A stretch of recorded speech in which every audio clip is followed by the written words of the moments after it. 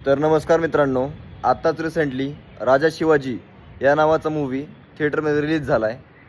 तर लोक काय करतायत की बरेचसे थिएटरमध्ये जाऊन त्या मूवीचे काही क्लिप्स आहेत, काही व्हिडिओज आहेत, ते काढून इंस्टाग्राम, व्हॉट्सॲप अशा सोशल मीडिया प्लॅटफॉर्मवरती ना अपलोड करतायत. तर त्याने काय होतं आहे की ज्या लोकांना तो मूवी इथून पुढे पाहायचा आहे, त्यांना ते मेन सीन पाहिल्यामुळे कुठेतरी थोडासा इंटरेस्ट कमी होतोय. हां, आता आपल्यासारखे एखादा शिवभक्त असतील, तर ते काय करतात की डेफिनेटली ते मूव्ही पाहतातच. पण ज्यांना एवढा महाराजांचा इतिहास माहीत नाही आहे, त्यांना आत्ता इंटरेस्ट येतोय ट्रेलर वगैरे पाहून. ते ज्यांना इच्छा आहे की मूव्ही पूर्ण पाहायची, ते Instagramवरती मेन क्लिप्स बघून ते थोडंसं कुठं ना कुठं जाण्याचं पण टाळतायत मूव्हीला. असं मी पण 1-2 ठिकाणी पाहिलं.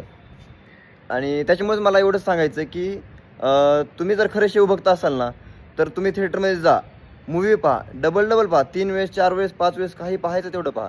पण कृपया करून त्याचे व्हिडिओज काढून सोशल मीडियावरती काय अपलोड करू नका. जेणेकरून आपला इतिहास जो आहे, हा अजून जास्त लोकांना माहीत होईल, अजून जास्त लोकं मूव्ही पाहतील.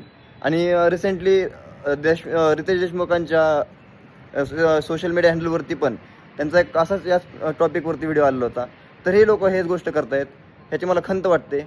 कृपया करून ह्या गोष्टी करू नका. एवढंच मला सांगणं आहे. चला, जय शिवराय, जय हिंद.